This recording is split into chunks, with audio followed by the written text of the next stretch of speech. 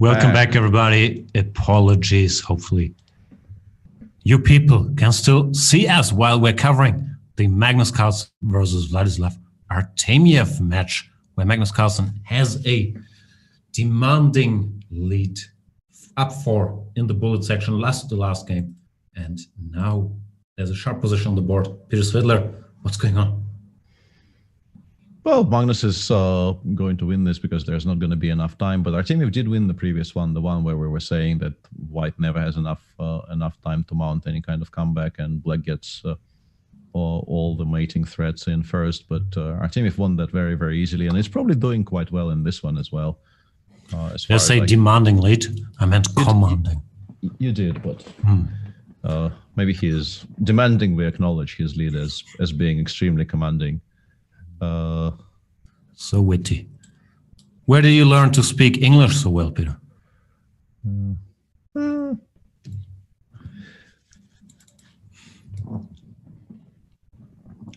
See, I silenced Peter. Yeah, I've a simple compliment. You broke me with that. Yeah, it doesn't take very much these days to completely break me. Rook c3 now. It's a fun position. It's a pity that there's so little intrigue left in the match, because the last couple of games were quite exciting, and if the score was at least a little bit closer, we would have had a lot more fun with this. Okay, now Artemiev just leaves the knight on prise, which is uncalled for, and Magnus doesn't take on e4. This is like slightly comical, honestly. What's happening here? Queen takes e4 was not a bad move on the previous move, you have to say, and slightly early, but doesn't matter. Yeah, Artemiev is, I mean, the Sun game is probably technically winning now, which will bring the score to -3, which is still way too much. Hanging around with the time remaining. Magnus did look like he was in a good horse, only jumps as high as it has to jump mode today.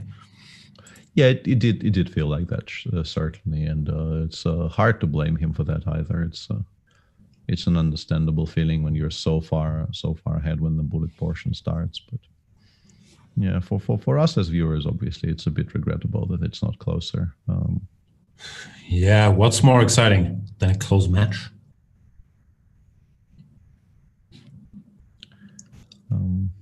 Yeah, Great. looks like the world champion will most likely advance to the semifinals. There he will face Maxima Shela-Graf, his potential opponent in the next classical world championship match as well. So that's a treat to look forward to. And also in half an hour on this very channel, there will be coverage of the Nakamura against Fedoseev match by the great Peter Leko and the great Tanya Sachdev. So there is so much chess today to still look forward to.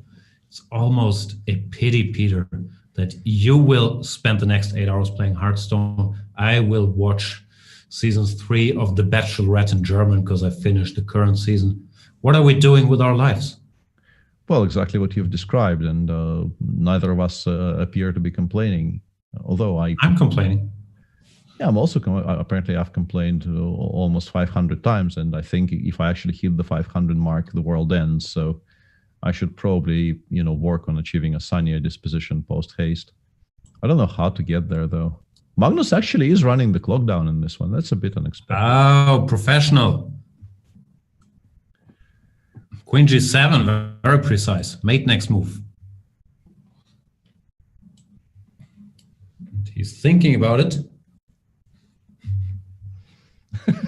He actually is thinking about it. Like, that's some BM right there. I did not expect to see that, honestly. I think it's not close enough to demand he waste the entirety of the last 10 seconds there. But what do I know? Maximizing the EV is what all the best players do, apparently. Ulti Optimo is saying, with Peter and Tanya, it's all business. There you go. You'll get strictly business like EPMD in the next session. And our shenanigans will disappear like Kaiser Sose. If you want to distract Peter Leko, though, I'll give you a few pro tips. Ask him about wrestling, particularly like late 90s, like Bret Hart, when the WWE was still called WWF. He will share strong opinions. Or you could also ask him about Jean-Claude Van Damme movies. I once lost a name Van Damme movies off against Peter Leko, and I'm amazing at naming Van Damme movies. I've watched quite a lot when I was younger, but I've given up at some point. You, but Peter Leko, he's seen them all. Yeah, and the issue is when I was actually watching them, I didn't really speak English yet, and I had no access to original movies, so I would know the names in. You play that poor Soviet Union card again. Just yes, wooden toys. Not accepting my superior Van Damme. No. I do accept it. I'm just saying that I would look. Relax. I can't relax. Time Cop. What? That's a Van Damme movie. Probably is though. Yeah. Bloodsport and Bloodsport 2, and potentially even Bloodsport 3, right? I'm not even sure, but was there Bloodsport 3? Was Van Damme in Bloodsport 2? Even that is unclear. Yeah, I'm more of a Michael Dudikoff kind of guy. There I can't compete. Michael Dudikoff was that American Ninja? Yeah. I literally know nothing other than that. That type of franchise, yeah.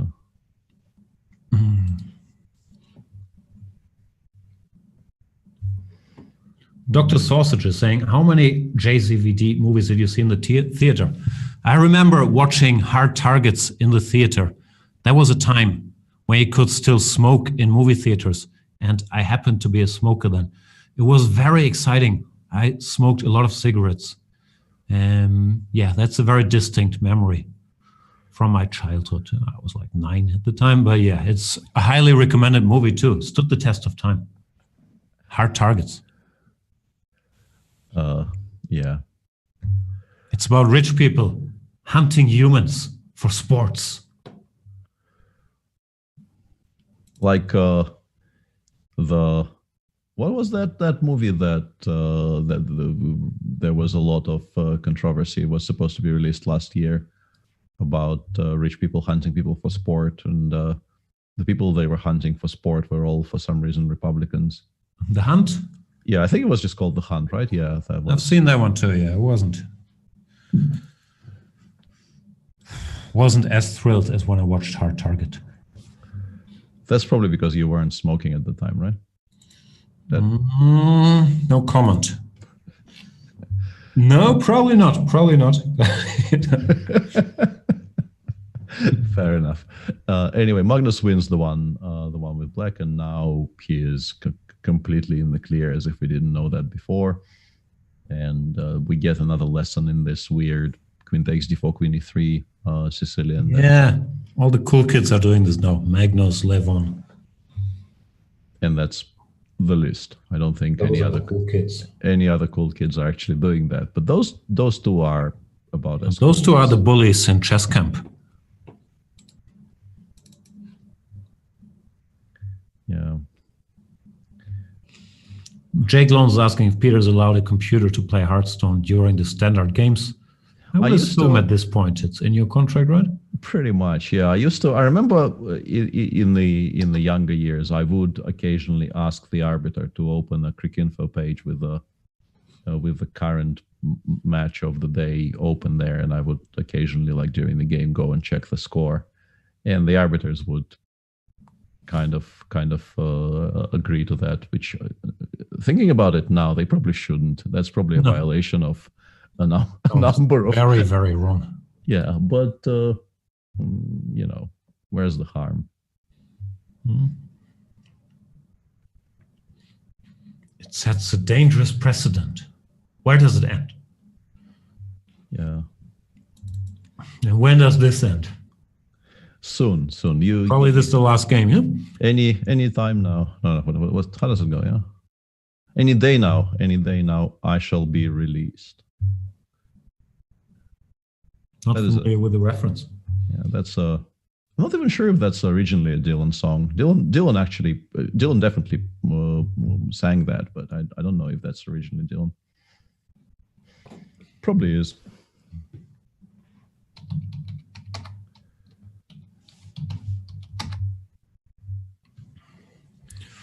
I have a chess-related memory actually connected with that song. When I was in my 20s, music played a much bigger role in my everyday life, and I had this really annoying habit of writing down sort of the lyric of the day on the score sheet. So my score sheets in those years, they all bore testament to what was playing in my head on repeat on the day. And there were definitely tournaments where any day now I shall be released was very much the mood of the day, and I was kind of those were normally not very cheerful games when that was the song of the day. Yeah, I'm still not sure what we're talking about. This is Dylan stuff, right? Yeah. I've always been more of a Brandon and Brenda fan.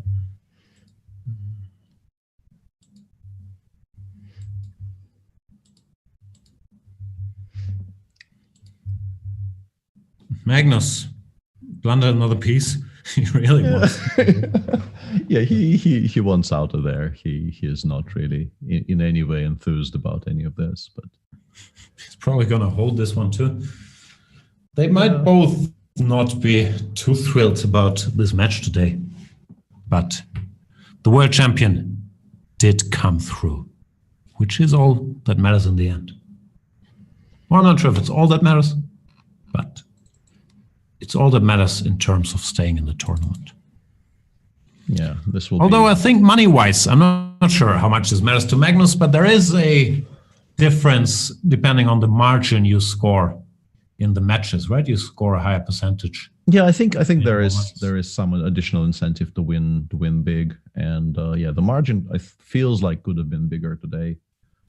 Could also have been smaller if Artemiev used all the chances he had in the earlier portions. The bullet didn't really feel like Magnus was in any trouble at any point, but there were definitely a number of blown chances by Artemiev earlier. All right, so the world champion wins the match. What's the final score? 13.5, 9.5. Is that accurate? Seems to be accurate, yeah. Google Gamer 123 is asking, Jan, are you an influencer? I do consider myself an influencer. So far, I do not yet get paid for influencing people on what products to buy, but I am highly influential, especially in the rice cooker opinion business. I have been asked many a time what rice cooker I prefer.